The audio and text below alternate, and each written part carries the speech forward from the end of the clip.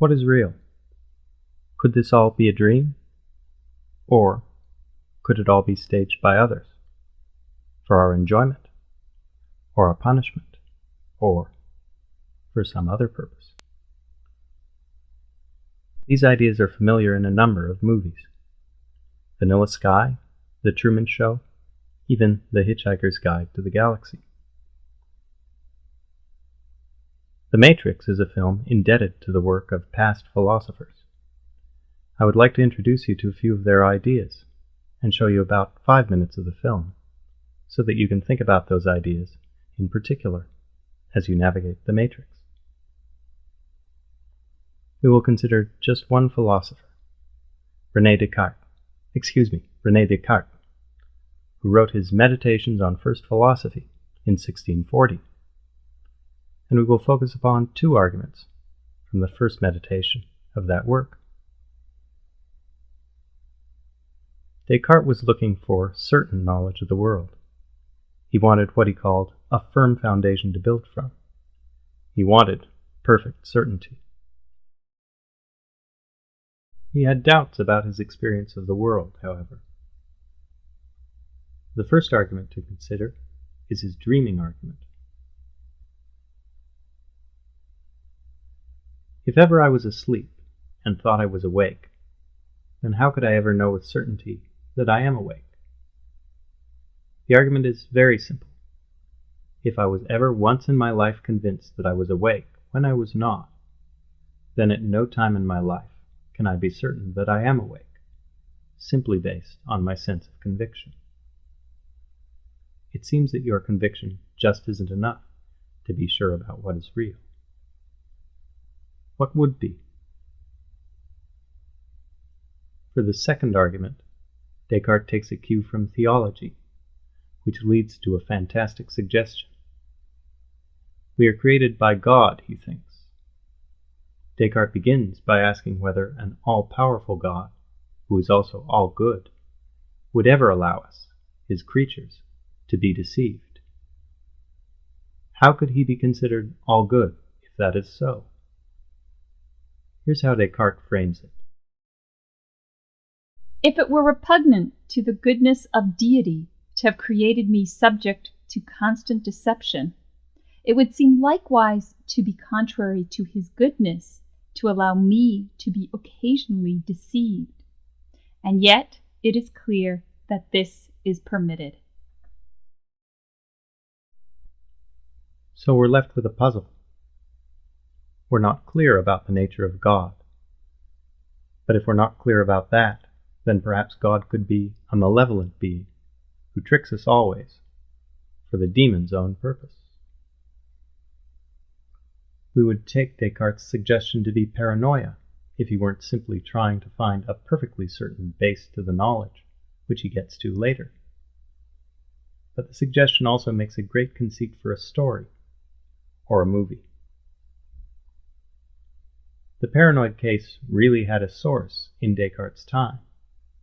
Legal prosecutors in the French town of Laudun had to decide whether testimony in a trial about demonic possession could be useful and admissible if there was a possibility that the person testifying was herself possessed by the devil. In the film The Matrix, Morpheus explains to Neo that the world he thought he'd lived in, our world, is just an illusion, produced for us by computers that bypass our eyeballs and other senses and feed an illusion directly into our brains. The computers play the role of Descartes' demon. After Neo is broken free from the computer, Morpheus presents Neo with another computer simulation of both of them in another computer-generated world. The conversation would have pleased Descartes.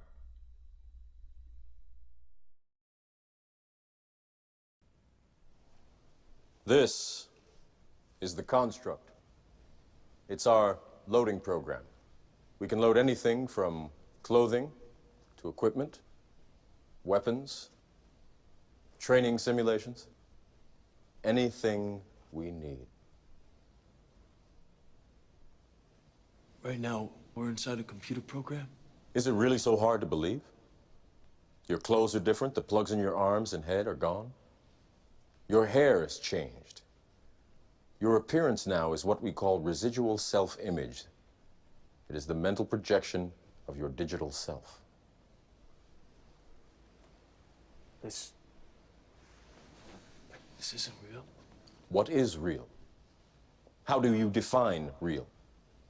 If you're talking about what you can feel, what you can smell, what you can taste and see, then real is simply electrical signals interpreted by your brain. This is the world that you know. The world as it was at the end of the 20th century. It exists now only as part of a neural interactive simulation that we call the Matrix. You've been living in a dream world, Neo. This is the world as it exists today.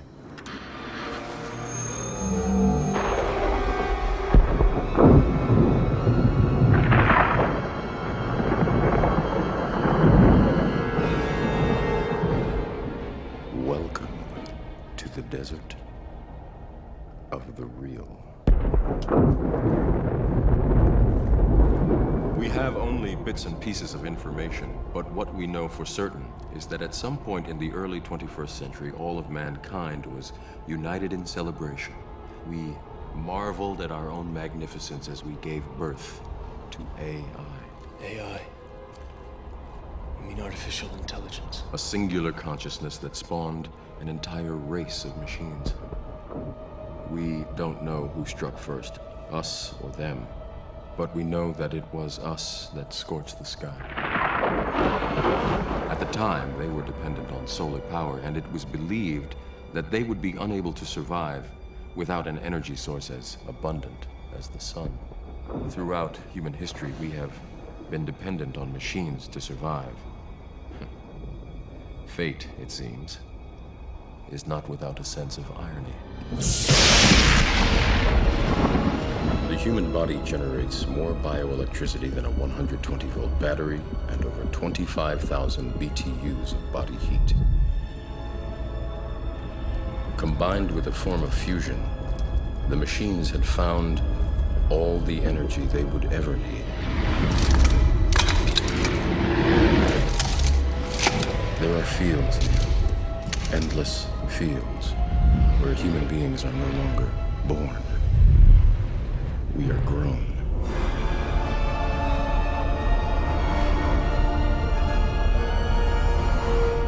For the longest time, I wouldn't believe it. And then I saw the fields with my own eyes. Watched them liquefy the dead so they could be fed intravenously to the living. And standing there, facing the pure, horrifying precision, I came to realize the obviousness of the truth. What is the Matrix? Control.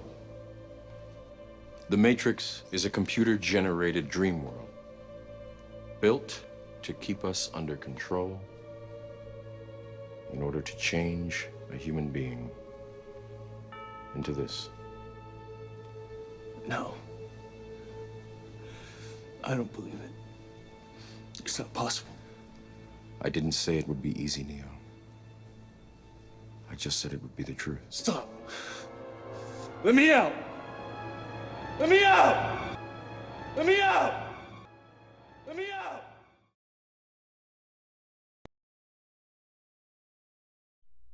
There is a very old Buddhist story about a man who wakes up to find he is a butterfly, then wakes up from there to find that he is in fact a man. Which level is real? It may not matter. The point of the story might be that the one you are presently concerned with is real enough for you now. And that is all we can worry about if we're stuck in the Matrix. Where we go from there is a choice I leave to you.